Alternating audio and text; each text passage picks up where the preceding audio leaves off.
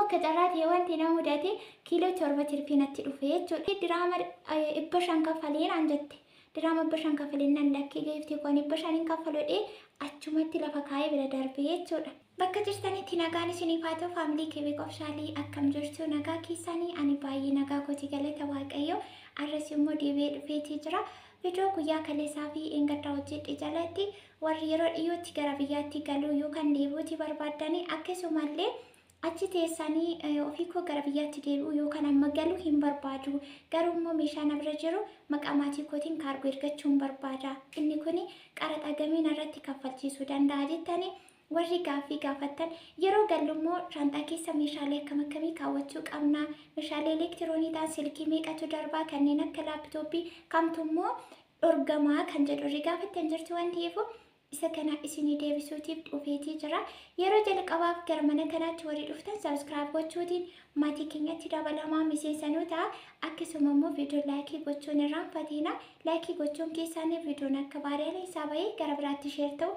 Hiriyoonni keessan goddanyoonni keessan bakka biraatiillee yeroo dhiyootti kan galan jiru waan ta'eef waan akkasii immoo yeroo gara biyyaatti galanii waan baay'eedha kan sirrachuu qabu. Of eeggannootiin illee fakkeenyaaf otoo hin beekiin gaafa gara biyyaatti galtan meeshaa isin achitti dhiistanii yookaan gattanii dhufuu hin qabne sin jalaatii hafuu danda'a waan ta'eef wanta gochuu fi gochuu hin qabne akkasuma waan qabattanii galuu dandeessan isa kanaaf sin fayyada waan ta'eef laayikii godhaa sheerii akkasuma immoo bakka isiniif hin galle deebitanii gaafachuutii dandeessu. Turtii keessan aga xumura viidiyoo kanaatti na waliin godha.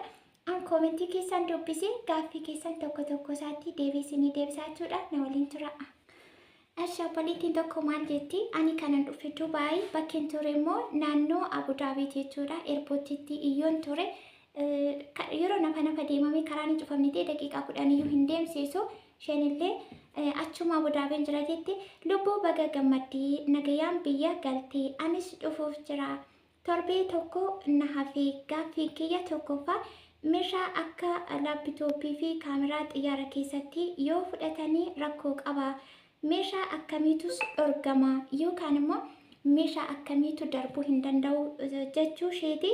Inni itti aanu yookaan gaaffii lammaffaan yoo meeshaan kiyya kiiloo wanta nani qabadha jechuu isheeti. Maashiniitti meeshaan kiyya kiiloo jedhame irra darbee kiiloo tokkotti dirhama meeqan kaffalaa yookaan immoo birri meeqan kaffalaa. Sadaffaa saatii meeqatti asii kaatee ganama booleetti buutee anis Abudaabiidha biliis naaf deebisii jetteetu jirti.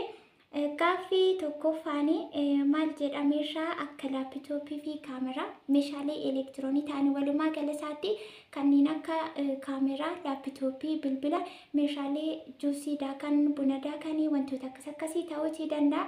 Guutummaa guutuutti meeshaalee elektiroonii ta'an haga kiiloon keessan isiniif eeyyamama ta'e waan barbaadan qabatanii darbuu dandeessu.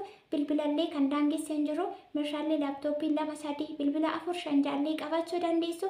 Akkasumallee maashinii jechuudha. Bakka kanatti wanti isin of eeggachuu qabdanii kiiloodha. Kiiloon keessan irraan darbiin malee haga barbaadan qabatanii darbuutii dandeessu. Wanti isin of eeggachuu qabdan immoo meeshaalee qara qaban kan haaduu ta'uu danda'a. Wantoota tokko guutummaa guutuutti meeshaalee qara qaban keessatti qabatanii darbuu hin dandeessanu. Anu akka carraa ta'e maqasii baay'ee jaalladhu tokko irraan fadhee shaantaa harkatti qabadhu keessa kaa'ee achitti kaameraa irratti na jalaa qabame baasin achitti gatanii jechuudha. Achitti dhiiseen darbe meeshaa qara qabu irraati of eeggachuun alatti bilbilallee yoo ta'e shandaa qabachuu dandeessu. Laaptooppiis kaameraas yoo ta'e kiiloon keessan isiniif eeyyamame taanaan aga kiiloo keessanii wanta barbaadan elektiroonii kan ta'an qabatanii darbuuti ni dandeessu. Garuu immoo achirratti paawar baakii yoo qabaattan paawar baakii jechuun warri beektan beektu. Warri hin beekne immoo paawar baakiin kan chaarjiitti guuttatanii bakka ibsaan hin jirre wayii yeroo deemanii bilbilarraati itti guuttatanii jechuudha. Paawar baakiin waan akkasii gurraachadha yoo ta'e bifti isaa akkasuma immoo chaarjerii bilbilaa kan laaptooppiis ta'e bifti isaa gurraachadha yoo ta'e gaafan dhufee kaanirraa yaasanii achitti gaggatanii jechuudha. Warri dhokfatanii darbanii warri immoo otoo hin beekiin dhufanii chaarjerii gurraachi hin darbu waan jedhuun achitti kirikirichi keessa jiru kan hidhee isinitti himuu hin danda'u. Kanaafuu chaarjiin koo gurraacha waan akkana gurraachan qaba istiishwaarii kan itti rifeensa hojjetatan kana gurraacha qabaattan wanti isin gootan maanni miniimii injira mitiiree mana madaamii keessa aluuminiyeemii sana fuudhuutiin itti martu jechuudha.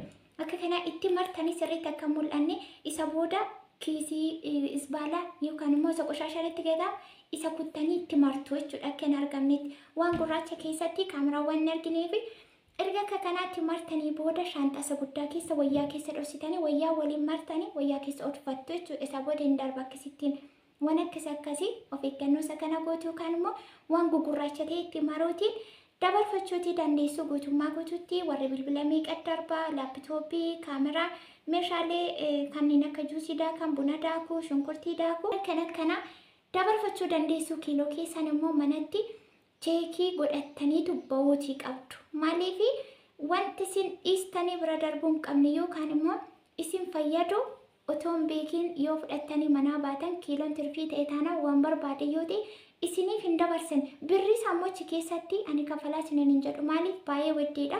Sanumayyuu garaagarummaa namaatu jira wanti nama ajaa'ibu jechuudha. Fakkeenyaaf Dubaayitti kiiloon tokko tirfii yoo dhufe diraama 35 ture. Ani immoo akka carraa ta'e wanti na mudate kiiloo 7 tirfii natti dhufe jechuudha. Akka tirfii ta'e numan beeka manattis immoo kiiloo irra kaa'ee ilaaleetiin ture. Waanuma tokko irra keessa kaa'ee yoo biyya galiin fayyada yoo darbuu baate immoo asumatti dhiisee irra kakkaa'ee gaafa nachi geessu akkuma jedhee kiiloon 7 tirfii natti dhufe. Isa booddee mannaan jettee diraama 500 kafalee naan jette. Diraama 500 kafalee naan lakkee geeftii kun 500 kafalodhee achumatti lafa kaa'ee bira darbee jechuudha. Achumatti tokkummaa nama cinaatti kan sheemmoo keessumaa dubartiitti isinittiin fidiin eerpoortii keessatti alaallee haa ta'u keessatti illee haa ta'u dubartiin baay'ee tokko cakkaanidha. Anis dubartii ta'e isinis immoo dhiifama naa godhaati dubartoonni baay'ee tokko walitti cakkanna. Anuma cinaatti immoo akkasuma kiiloo 6 waan ta'e isinis immoo dhiifama naa godhaati dubartoonni baay'ee tokko walitti cakkanna. Anuma cinaatti immoo akkasuma kiiloo 6 waan ta'e qawwee natti fakkaata. Tirfiitti dhufee isheen immoo diraama 250 kaffalatte dabarfatte. Ani immoo kiiloo 7tti diraama 500 kaffalinaan jette jennaan achumatti dhiiseen bira darbee jechuudha. Kan ani wanti nama barbaachisne ittiin gaabbu isin garuu warri gara biyyaatti galtan yeroo eerpoortii deemtanii wanta isin dhiistanii galuu hin barbaanne yookaan isin fayyadatu isin jalaa hafuu danda'a waan ta'eef manumatti waan fudhattanii kiiloo keessan cheekii godhattanii waan gattan immoo achumatti dhiistanii ba'uutii qabdu jechuudha. Kiiloon tokko immoo diraama 35dha. Akka Dubaayitti diraama 35 Saawudii riyaala 80 jechuudha. Saawudiitti riyaala 80 kanan beeku garuu immoo guyyaarraa gara guyyaatti jijjiiramuu danda'a waan ta'eef dabaluus qannasuus danda'a. Kan Dubaayii fi kan Saawudii haala kanaan hin beeka. Dubaayii argeetiin dhufe Saawudiis immoo ijoolleen ani beeku kan achi galan jiru waan ta'eef kiiloon tirfii yoo dhufe kiiloo tokkotti riyaala 80 kaffalaniitu dabarfatu. Dubaayii immoo 35 fi isaa olii jechuudha. Kana fakkaata. Inni itti aanu sa'aatii meeqatti baateetu ganama booleetti buutee kan jedhu gaaffiin. Ani achiitii kanan bahee jechuudha. Dubaayiitii kanan bahee halkan keessa sa'aatii 5 yookaan immoo sa'aatii 11 isa jennu jechuudha. Asitti achitti sa'aatii 5tti bahee 5 walakkaadhayyuu ta'ennaa karaan immoo cuccufameera waan ta'eef xiqqoonan ture. Isa booda na seenee sa'aatii 6 ta'uu Robeerootti olan seenee isa booda orseenii aga cheekii jechuun egaa shaanxaa cheekii gochuu gammatanii erga waan hundumaa dabarfannee booddee sa'aatii 8 walakkaatti nachi bahee jechuudha. Sa'aatii 8 walakkaa jechuun akka Itoophiyaatti immoo sa'aatii 1 walakkaa jechuudha. Akka Itoophiyaatti sa'aatii 1 walakkaa turtii Abudaabii keessaatii bahee ganama keessaa dhufee akka Itoophiyaatti immoo sa'aatii 5 walakkaatti as ga'ee jechuudha. Walumaa galasaatti fageenyi Dubaayii fi Itoophiyaa jidduu jiru sa'aatii 5 walakkaa agajaatidha. Durumayyuu jechuudha. Sa'aatii 5 walakkaa agajaatidha. Ani immoo sa'aatii 5 walakkaa deemuutiin dhufee as ga'ee ganama boolitti bu'ee fagoo himiti. Yoo warri tiraanziitii deemtu Dubaayii kaatanii gara Itoophiyaatti yeroo galtanii fageenyi kana jidduu jiru Itoophiyaa fi Dubaayii jidduu jiru sa'aatii 6 qofaadha. Yoo gara biyya biraatti deemtan ta'e fakkeenyaaf tiraanziitii warri deemtan immoo yoo jiraattan ta'e fagoo ta'uu danda'a. Kanan beeku ani kanan beeku daayirektii sa'aatii 6 ta'uu yookaan immoo 5 walakkaa agajaatti ga'uu isaa beekaa jechuudha. Kana fakkaata. Inni itti aanu viidiyoo isinitti dheerata garuu wantoota tokko otoo isin hubachiisin irraan darbu mataa ishee jedheeni dhiifama naa godhaate. Gaaffiin itti aanu warri achi teessanii meeshaa uffata wantoota itti fayyadamtan biyya keessa yoo galee obboloota koo maatii koo hiriyoota koo ni fayyada obbiraatii ergadhaa jettanii karoora akkasii qabdanii garaagarummaa qaba sirratti. Inni achi taa'anii maqaa namaatiin erganiif inni ofii fudhatanii galanii garaagarummaa qaba. Anamma kaargoo gaafan ergu maqaa kootiin hin erge inni kaargoo naa ergu waraqata naa kennee jira. Waraqaa irratti mallatteessee kaargoo kiiloo meeqa akka ta'e eessa akka ta'e maqaa paaspoortii kootiin naa kennee jira jechuudha. Waraqaa sana qabadheetiin dhufe yeroo nas ga'ummoo boolee gumruk yeroo seenu paaspoortii fi waraqaa naa kenname sanaan fudhadheetii seenee jechuudha. Kaawuntii qabayyuu kaan immoo qarannii agamiyyuu yoo ta'e hin qannasaa jechuudha. Inni immoo achi teessanii maqaa maatii keessan obboleessa keessan maal keessan ta'uu danda'a maqaa namaatiin ergitanii baay'ee tokko ulfaataadha. Akkasumallee chaalenjii qaba. Isaan achi keessa hin beekanii waan baay'eetu nama mudataa jechuudha. Qaranni garaagarummaa qaba. Inni namarratti erganiif inni ofii fudhatanii galan garaagarummaa qaba. Kanaafuu isa ofii keessan qabattanii galtantu gaariidhaan jedha. Yoo immoo namumarratti hin ergaa haalli kunaaf hin mijatu yoon akkas godhe malee warra jettan ta'e yoo jiraattanii Bilisa dira keessa maatii meeqatu achi keessatti rakkachaa jira jechuudha.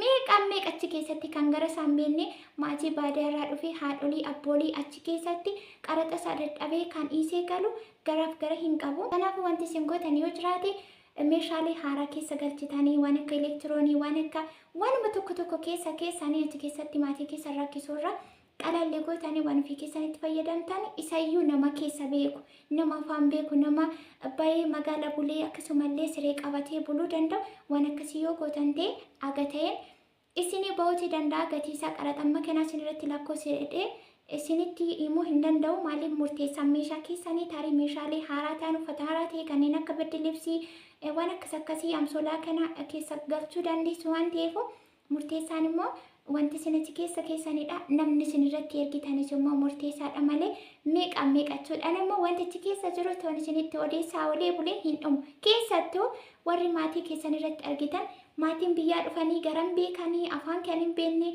garatti taaksii qabatanii akkatti siree deemanii bulan kan hin qabne barandaa kan buleetu jira bakkee qixxalaman kan buleetu jira isa dhugaa dubbachuu. Kanaafuu haala kanaatiin ergachuu dandeessa yeroo dhuftan maqaa keessaniin ergattanii qabattanii dhufuu dandeessu. Yoo immoo erguun qaba dirqama maatii koo irratti jettan immoo isaa of eeggannotiin ergachuutii qabduu jecha viidiyoon isinitti dheeratee jira. Ammas immoo deebiin dhufa waan ta'eef gaaffinaafis ani deebisiinaafis immoo kan ganaa gaafattanis immoo jiraachuu mala waan ta'eef deebiitiin isinii dhufa. Isa kana laayik sheer gochuutiin bakka jirtanitti nagaa fayyaa naaf ta'a.